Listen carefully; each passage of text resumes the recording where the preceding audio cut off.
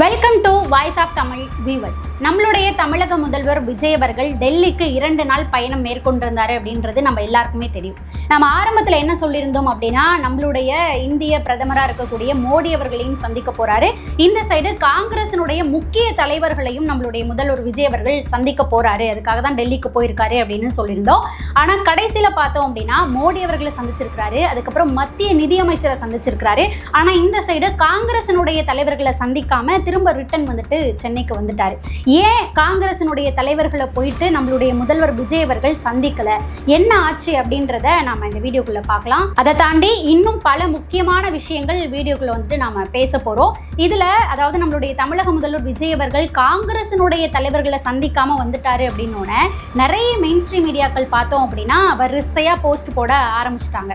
அதாவது தமிழ்நாட்டில் நீங்க பெரும்பான்மையை நிரூபிக்கிறதுக்கு காங்கிரஸ் தான் முதலாளா வந்து உங்களுக்கு ஆதரவு கொடுத்தாங்க, காங்கிரசினுடைய முக்கிய தலைவர்களையே நீங்க சந்திக்காம ரிட்டன் வந்துட்டீங்களே அப்படி இப்படின்னு அவங்க எல்லாருமே வந்துட்டு போஸ்ட் போட ஆரம்பிச்சிட்டாங்க. ஆக்சுவலா உண்மையா இருக்கிற ரீசன் என்ன அப்படின்றத வந்துட்டு நாம வீடியோக்குள்ள பார்க்கலாம். அதுக்கு முன்னாடி பாரத பிரதமராக இருக்கக்கூடிய மோடி அவர்களுக்கும் நம்மளுடைய தமிழக முதல்வர் விஜய் அவர்களுக்கும் இடையில சந்திப்பு அப்படின்றது கிட்டத்தட்ட 20 நிமிடங்கள் அப்படின்றது நடந்திருக்குது. இந்த 20 நிமிடங்கள்ல பல்வேறு கோரிக்கைகளை நம்மளுடைய தமிழக முதல்வர் விஜய் அவர்கள் மோடி அவர்கள் கிட்ட எடுத்து வச்சிருக்கிறாங்க. என்னென்ன கோரிக்கைகள் எடுத்து வச்சிருக்கிறாரு அப்படின்னா, அதுல முதல்ல இருக்கக்கூடியதே மீனவர்களை பத்தி தான். தமிழக மீனவர்கள் 58 பேரை இலங்கை காவல் படையினர் வந்துட்டு கைது பண்ணி வச்சிருக்கிறாங்க. அது மட்டும் இல்லாம நம்ம தமிழக மீனவர்களுடைய 266 படகுகளையும் கைப்பற்றி வச்சிருக்கிறாங்க. இது எல்லாத்தையுமே வந்துட்டு ரிலீஸ் பண்ணணும், 58 மீனவர்களையும் விடுதலை பண்ணணும். இதுக்காக இந்திய அரசு இலங்கை அரசு கிட்ட நாம வந்துட்டு வலியுறுத்தணும் அப்படின்னு சொல்லி மோடி அவர்கள்கிட்ட நம்மளுடைய தமிழக முதல்வர் விஜய் அவர்கள் இதுதான் முதல் கோரிக்கையா எடுத்து வச்சிருக்கிறாரு.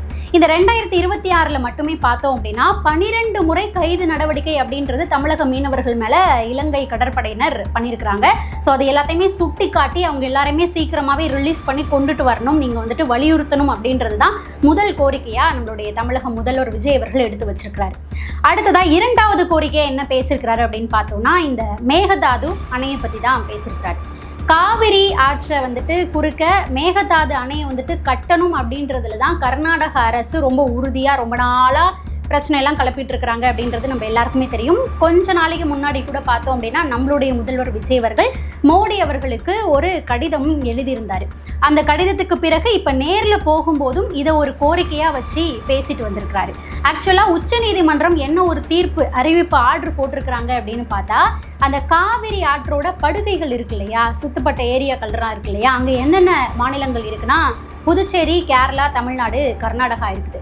அப்போ அந்த காவிரி ஆற்றினோட படுகையில ஏதாவது ஒரு திட்டம் செயல்படுத்தணும் அப்படின்னா அந்த காவிரி ஆற்றோட படுகையில் இருக்கக்கூடிய எல்லா மாநிலங்களினுடைய ஒப்புதலும் வேணும். அப்படி ஒப்புதல் இல்லாம எந்த ஒரு திட்டத்தையும் காவிரி ஆற்றோட படுகையில பண்ணக்கூடாது அப்படின்றது தான் உச்சநீதிமன்றத்தினுடைய தீர்ப்பாவும் அறிவிப்பாவும் இருக்குது.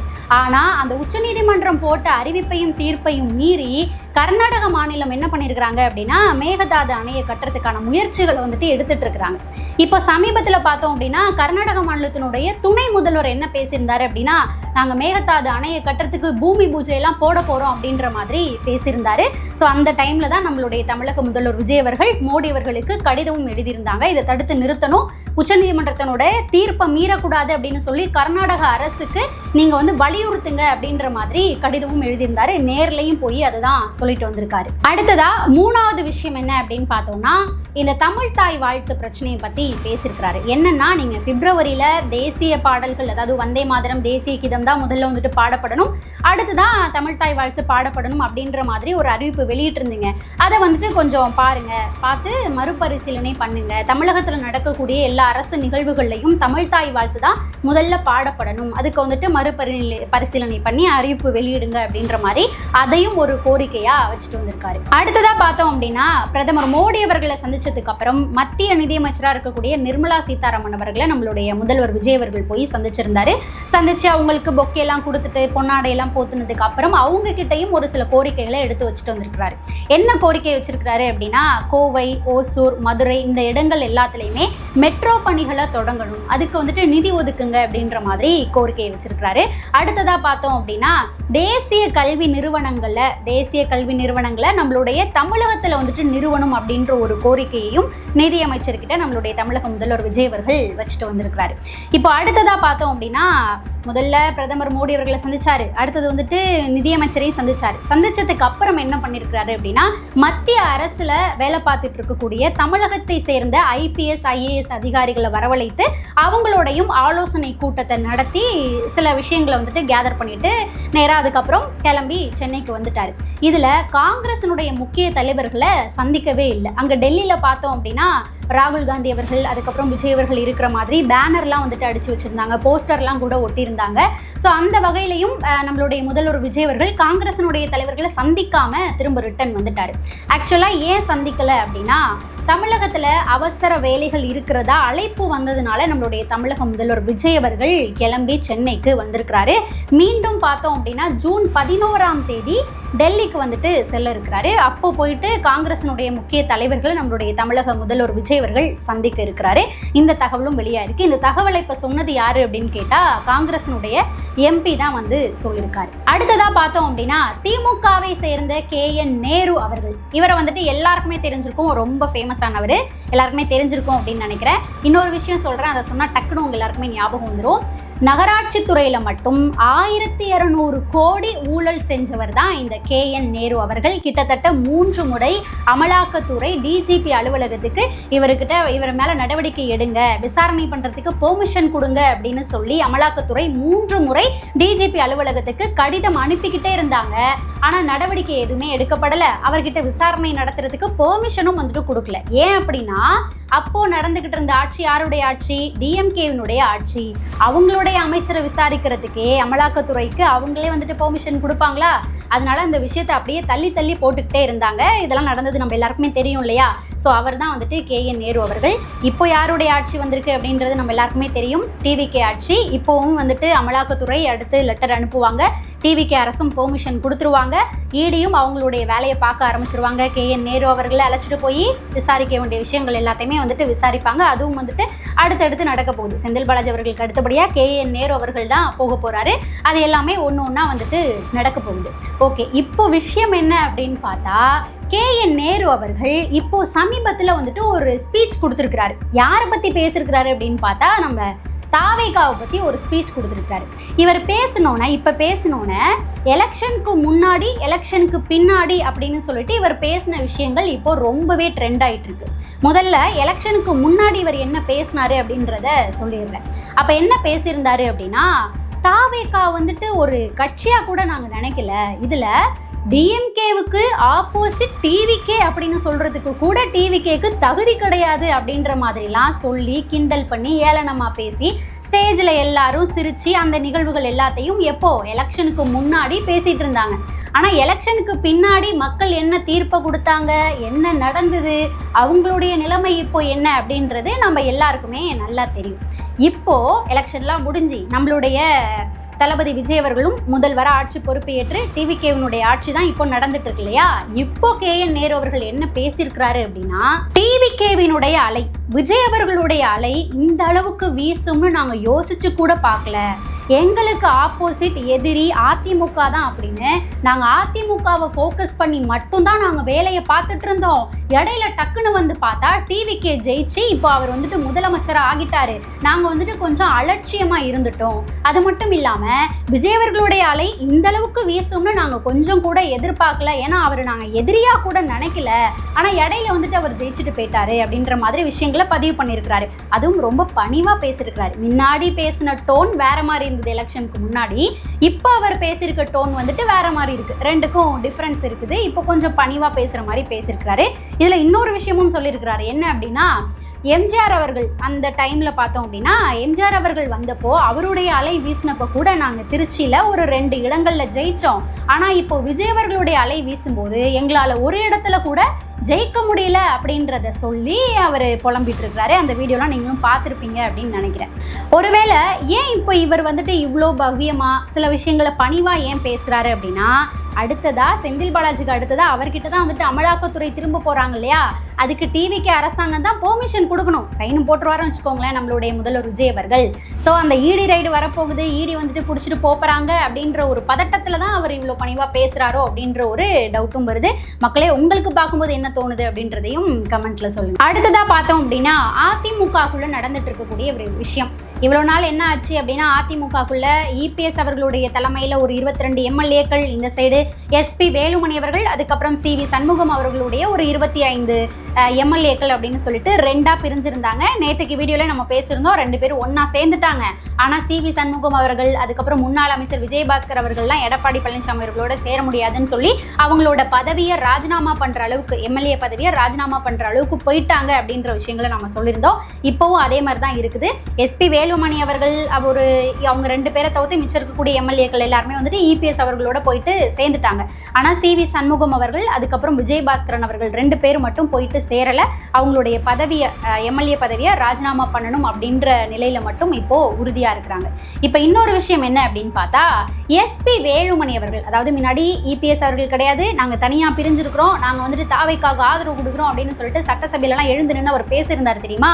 அவர் இப்போ பேட்டி கொடுத்துருக்கிறாரு. என்ன பேட்டி கொடுத்துருக்கிறாரு அப்படின்னா, எடப்பாடி பழனிசாமி அவர்களும் நானும் அண்ணன் தம்பி மாதிரி நாங்கள் வந்துட்டு சேர்ந்துட்டோம், அதிமுகவோட ஆட்சி தான் அமையணும் அப்படின்றது தான் எங்களுடைய ஒரே ஒரு குறிக்கோளே, நாங்கள் வந்துட்டு திமுகவுக்கு ஆப்போசிட்டாக இருக்கணும் அப்படின்ற ஒரு காரணத்துக்காக தான் நாங்கள் போயிட்டு வந்துட்டு தாவேக்காவுக்கு ஆதரவு அப்படின்றதே கொடுத்தோம். ஆனால் பதவி ஆசையிலலாம் நாங்கள் வந்துட்டு ஆதரவு கொடுக்கல அப்படின்ற மாதிரி இப்போ பேட்டி கொடுத்துருக்கிறாரு. ஆனால் இவர் வந்து துணை முதல்வர் பதவி வரைக்கும் தாவேக்கா கிட்ட டிமாண்ட் வச்சாரு அப்படின்ற விஷயங்களும் வந்து வெளியில் வந்ததா சொல்லப்படுது. ஆனால் இப்போ இவர் செய்தியாளர் கிட்ட என்ன சொல்றாரு அப்படின்னா, பதவிக்காகலாம் நாங்க ஒன்றும் தாவேக்காவுக்கு ஆதரவு கொடுக்கல, டிஎம்கேக்கு ஆப்போசிட்டா இருக்கணும் அப்படின்றதுக்காக தான் நாங்க வந்துட்டு தாவேக்காவுக்கு ஆதரவு கொடுத்தோம்.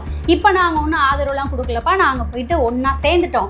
எங்களுக்கு அதிமுகவுடைய ஆட்சி தான் திரும்ப கொண்டு வரணும், அது மட்டும்தான் எங்களுடைய குறிக்கோள், உயிர் மூச்சு இருக்கிற வரைக்கும் நாங்க வந்துட்டு அதிமுக தான் அப்படின்ற மாதிரி சில விஷயங்களை எடுத்து பேசி வச்சிருக்கிறாரு. அடுத்ததா பார்த்தோம் அப்படின்னா, முக்கியமான ஒரு அறிவிப்பு நம்மளுடைய தமிழக முதல்வர் விஜய் அவர்கள் கிட்ட இருந்து இந்த அறிவிப்பு வந்திருக்கு. என்ன அறிவிப்பு அப்படின்னா, தாவேக்கால பதவியில் இருக்கிறாங்க இல்லையா, அமைச்சரவையில் இடம்பெற்றிருக்கிறவர்கள், அதுக்கப்புறம் மாவட்ட செயலாளர்கள், இப்படி தாவேக்கால எல்லா நிர்வாகிகளும் இருக்கிறாங்க இல்லையா, அமைச்சர்கள் உட்பட எல்லாருமே, இவங்களில் யார் மேலேயாச்சு லஞ்சம் வாங்கினாங்க அப்படின்னு புகாரோ, முறைகேடில் ஈடுபட்டாங்க அப்படின்னு சொல்லிட்டு புகார்களோ எழுந்தது அப்படின்னா, அது ஆதாரத்தோட கிடச்சிருச்சு அப்படின்னா, இப்போ அதாவது கோர்ட்டுக்கு போய் நிரூபிக்கப்படுறது செகண்டரி, 2வது விஷயம். இப்போ தாவேக்காவுக்கு தெரிஞ்சிடும் இல்லையா, அவங்க லஞ்சம் வாங்கியிருக்கிறாங்க, அவங்க ஊழல் பண்ணியிருக்கிறாங்க, முறைகேடு பண்ணியிருக்கிறாங்க அப்படின்னா தலைமைக்கு தெரிஞ்சிடும், நம்மளுடைய முதல்வர் விஜய் அவர்களுக்கு தெரிஞ்சிடும். ஸோ அந்த மாதிரி தெரிஞ்சுது, இந்த மாதிரி செயல்களில் நீங்கள் ஈடுபட்டீங்க அப்படின்னா, அந்த அமைச்சர்களாக இருந்தாலும் எம்எல்ஏவாக இருந்தாலும் எந்த பொறுப்பில் இருந்தாலும் அவங்களுடைய பொறுப்பு பதவி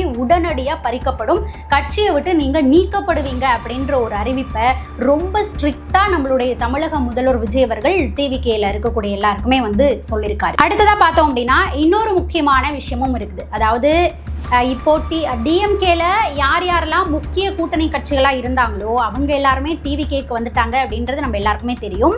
இதில் வந்துட்டு ஐயுஎம்எல் கட்சி அமைச்சரவையில் இடம்பெற்றுட்டாங்க, விசிகவும் அமைச்சரவையில் இடம்பெற்றுட்டாங்க, காங்கிரஸ் வந்துட்டு ஃபுல்லாகவே வந்துட்டு டிவிகே கூட்டணிக்குள்ளே வந்துட்டாங்க.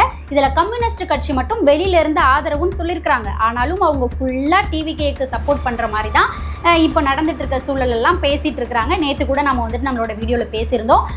கம்யூனிஸ்ட் கட்சியை சேர்ந்த சண்முகம் அவர்கள் ஸ்டேஜில் பேசியிருக்கக்கூடிய விஷயங்கள், டிஎம்கே வந்துட்டு அவர் எக்ஸ்போஸ் பண்ண ஆரம்பிச்சிட்டாரு, டிவிகேக்கு ஃபுல்லாக சப்போர்ட் பண்ணி அவர் பேச ஆரம்பிச்சிட்டாரு. விகடன் சேனலுக்குலாம் போயிட்டு அதிமுகவும் திமுகவும் கூட்டணி வைக்கிறதுக்கு பேசினாங்க அப்படின்ற மாதிரி உண்மையெல்லாம் போட்டு உடச்சி எங்கள்கிட்டே பேசினாங்க, அதனால தான் நாங்கள் வெளியில் வந்தோம் அப்படின்ற மாதிரி உண்மையெல்லாம் வந்துட்டு போட்டு உடச்சிட்டாரு. அது மட்டும் இல்லாமல் ஸ்டாலின் அவர்களையே வந்துட்டு கேள்விலாம் வந்து கேட்க ஆரம்பிச்சிட்டாரு. நீங்களே கொண்டு வந்த வாக்குறுதியெல்லாம் கடைசி வருஷத்தில் தானே நிறைவேற்றுனீங்க, இப்போ டிவிகேயை பார்த்து நீங்கள் கேள்வி கேட்குறது என்ன நியாயம் அப்படின்ற மாதிரி ஸ்டாலின் அவர்களை நோக்கிலாம் வந்துட்டு கேள்வி கேட்க ஆரம்பிச்சிட்டாரு. ஃபுல்லாக வந்துட்டு கம்யூனிஸ்ட் கட்சிகளும் டிவிகே பக்கம் வந்துட்டாங்க. இதில் விசிக அவர்கள் 2 பேரையும் எடுத்து பேலன்ஸ் பண்ணி பேசிகிட்டு இருக்கிறாரு அப்படின்றதெல்லாம் நாம் நேற்றே பேசியிருந்தோம்.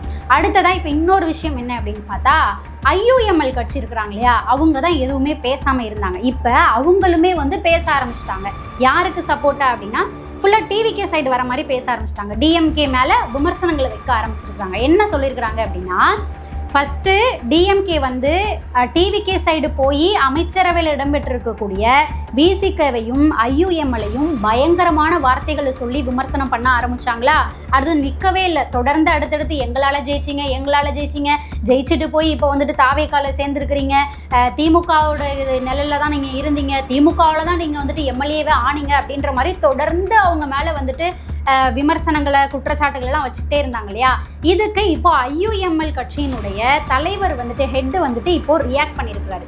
அவர் என்ன சொல்லியிருக்கிறாரு அப்படின்னா, உங்களால் நாங்கள் ஜெயிச்சோமா, திமுகவில் நாங்கள் ஜெயிச்சோமா, அப்போ எங்களுடைய சமூகத்தை வச்சுட்டு எங்களை வச்சுட்டு நீங்கள் ஓட்டு வாங்கினதெல்லாம் என்ன சொல்கிறது, அப்போ எங்களாலேயும் நீங்கள் நிறைய இடங்களில் வந்துட்டு ஜெயிச்சிருக்கிறீங்க, நீங்கள் விமர்சனம் வைக்க ஆரம்பிச்சிங்க அப்படின்னா நாங்கள் இந்த மாதிரி எவ்வளோ விமர்சனங்களை வேணாலும் வைக்கலாம், நாங்களும் அப்புறம் வேறு மாதிரி விமர்சனங்களை வைக்க ஆரம்பிப்போம் அப்படின்ற மாதிரி அதிரடியாக திமுகவுக்கு வந்துட்டு அவர் ரியாக்ஷன் கொடுத்துருக்காரு, ரிப்ளை வந்துட்டு கொடுத்துருக்கிறாரு.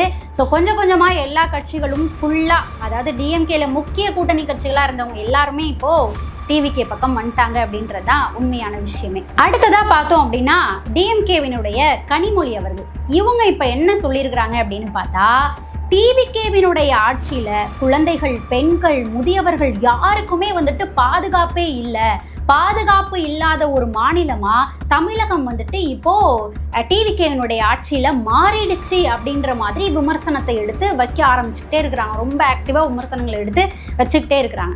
அதாவது நான் ஒரே ஒரு கேள்வி தான் கேட்கணும்னு ஆரம்பிக்கிறேன்.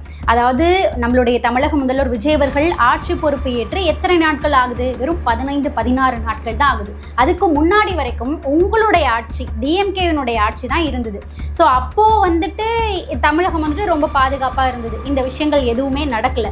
எப்படி நீங்கள் இந்த மாதிரியான விமர்சனங்களை எடுத்து வைக்கிறீங்க அப்படின்றதே தெரியல. இவ்வளோ நாட்கள் நடந்த விஷயத்த 15 நாளில் தான், இவ்வளோ நாட்கள் தமிழகம் ரொம்ப பாதுகாப்பாக இருந்தது, இந்த விஷயம் எதுவுமே நடக்காத மாதிரியும், இவர் வந்துட்டு ஆட்சி பொறுப்பு ஏற்றத்துக்கு அப்புறம் தான் இந்த விஷயங்கள் எல்லாமே, இந்த 15 நாளுக்குள்ளே தான் எல்லாமே நடக்கிற மாதிரியும் விமர்சனங்களை எடுத்து வச்சுட்டு இருக்கிறாங்க. அதாவது நீங்கள் இவ்வளோ நாள் பண்ணி வச்சிருக்க விஷயத்தை தான் அவர் மாற்றி தமிழகத்தை நல்லபடியாக மாற்றணும் அப்படின்றதுக்காக முயற்சி எடுத்துகிட்டு இருக்கிறாரு. 15 நாளுக்குள்ளே அவர் மேலே இந்த மாதிரி விமர்சனங்கள்லாம் எப்படி நீங்கள் எடுத்து வைக்கிறீங்க அப்படின்றதே தெரியல. அடுத்த முக்கியமான விஷயம் என்ன அப்படின்னு பார்த்தோம்னா, ஆக்டர் சிவகுமார் அவர்கள் இருக்கிறாங்க இல்லையா, அவங்க வந்துட்டு சில விஷயங்களை எடுத்து பேசியிருக்கிறாங்க. யாரை பற்றி அப்படின்னா, டிவிகேவை பற்றியும் நம்மளுடைய தமிழக முதல்வர் விஜய் அவர்களை பற்றியும் சில விஷயங்களை எடுத்து வச்சு பேசியிருக்கிறாரு. அவர் பேசின விஷயங்களை தாண்டி அவர் யார் முன்னாடி பேசினார் இந்த விஷயங்களை அப்படின்றது தான் பயங்கர ட்விஸ்டாகவும் சிறப்பான செய்கையாகவும் இருந்தது. முதல்ல அவர் என்ன பேசினார் அப்படின்றத சொல்லிடுறேன். அந்த வீடியோவில் கூட நீங்களாம் பார்த்துருப்பீங்க அப்படின்னு நினைக்கிறேன். அதாவது செய்தியாளர்கள், சினிமாக்காரங்க அரசியலுக்குள்ள வந்திருக்கிறாங்க, விஜய் அவர்கள் வந்து ஜெயிச்சிருக்கிறாரு அப்படின்ற மாதிரியான சில கேள்விகள் எடுத்து அவர்கிட்ட வைக்கிறாங்க. அதுக்கு அவர் வந்துட்டு என்ன பதில் சொல்லியிருந்தாரு அப்படின்னா, சினிமாவில் இருக்கிற ஆக்டர்ஸ் கூட தான் மக்கள் ஈஸியாக வந்துட்டு கனெக்ட் ஆகிருக்கிறாங்க. அப்போலேருந்தே, அதாவது அண்ணா அவர்கள் பார்த்தாங்க அப்படின்னாலுமே படங்களுக்கு வந்துட்டு வசனம் எழுதியிருக்கிறாரு, நாடகங்களுக்கு வந்துட்டு வசனம் எழுதியிருக்கிறாரு, கலைஞர் அவர்களும் வந்துட்டு நாடகங்களில் நடிச்சிருக்கிறாரு, வசனம் எழுதியிருக்கிறாரு. ஸோ எல்லாருமே சினிமா துறையிலேருந்து வந்தவங்க தான். கலைஞர் அவர்களுமே வந்துட்டு எழுதியிருக்கிறார் இல்லையா. அதே போல் அடுத்ததாக ஜெயலலிதா அவர்கள், எம்ஜிஆர் அவர்கள், இவங்க எல்லாருமே வந்து சினிமா துறையிலேருந்து வந்தவங்க தான், மக்களோட ஈஸியாக கனெக்ட் ஆகி வந்தவங்க தான். அதே போல் அதே வரிசையில் தான் இப்போ வந்துட்டு விஜய் அவர்களும் வந்திருக்கிறாரு. விஜய் அவர்கள் ஆட்சிக்கு வரணும், அவருடைய அரசியல் வேணும் அப்படின்னு சொல்லி, அதாவது நம்மளுடைய அவர் சொல்லியிருக்கிறாரு, நம்மளுடைய காலம்லாம் முடிஞ்சிருச்சு, அடுத்தடுத்து வர்றது அப்படின்னா என்னுடைய பேரன், அந்த மாதிரி இதில் தான் வருது, அவங்க எல்லாருமே மாற்று அரசியல் வேணும் அப்படின்னு சொல்லி விஜய் அவர்களை தேர்ந்தெடுத்து தான் இப்போ அந்த சிஎம் சீட்டில் அவர் உட்கார்ந்துருக்கிறாரு. சும்மா ஒன்றும் அவர் வந்து அந்த இடத்துல உட்காரல, அவர் நல்லது பண்ணுவார்னு எண்ணி மாற்று அரசியல் வேணும் அப்படின்னு தான் 90% இளைஞர்கள் எல்லாரும் விஜய் அவர்களுக்கு தான் வந்துட்டு ஓட்டு போட்டிருக்கிறாங்க. அவரும் அந்த இடத்துல வந்து உட்கார்ந்துருக்கிறாரு.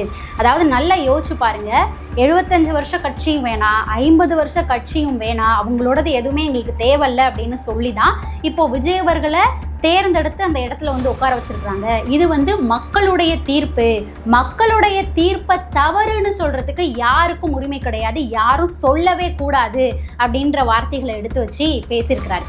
இதுல முக்கியமான இடத்துக்கு இப்போ வந்திருக்கோம். இந்த வார்த்தைகளை யாரு முன்னாடி இவர் சொல்லியிருக்காரு அப்படின்னு பார்த்தா, அவருக்கு பக்கத்திலேயே சத்யராஜ் அவர்கள் உட்கார்ந்துருந்தாரு. அவர் யாரு அப்படின்னு நமக்கு தெரியும், திமுகவுடைய விசுவாசி, திமுகவுடைய ஆதரவாளர், திமுக என்ன செஞ்சாலும் அப்படி தூக்கி வச்சு பேசக்கூடிய ஆட்கள் சத்யராஜ் அவர்களும் ஒன்று.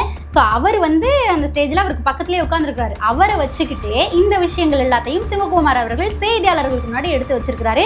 மக்களோட தீர்ப்பை தவறுன்னு சொல்றதுக்கு யாருக்கும் உரிமை கிடையாது, யாரும் சொல்லக்கூடாது அப்படின்னு சொல்லி பேசி வச்சிருக்கிறாரு. ரொம்ப சிறப்பான சம்பவமா அது இருந்தது. ஸோ மக்களே, இன்னைக்கு நாம இந்த பதிவில் பல செய்திகளை பற்றி பேசியிருக்கோம். இந்த செய்திகள் சார்ந்து உங்களுடைய கருத்து என்னவா இருக்கும், நீங்கள் என்ன சொல்லணும்னு நினைக்கிறீங்க அப்படின்றத மறக்காம நம்மளுடைய கமெண்ட் செக்ஷனில் பதிவு பண்ணுங்க. அதே போல் நம்மளுடைய சேனலை இங்கே இப்போ தான் ஃபர்ஸ்ட் டைம் பார்க்குறீங்க அப்படின்னா நம்மளுடைய சேனலை சப்ஸ்கிரைப் பண்ணி வச்சுக்கோங்க. அப்போ தான் நான் போடுற வீடியோஸ் எல்லாமே வந்துட்டு உங்களுக்கு வந்து சேரும். நாம் அடுத்த பதிவில் பார்க்கலாம்.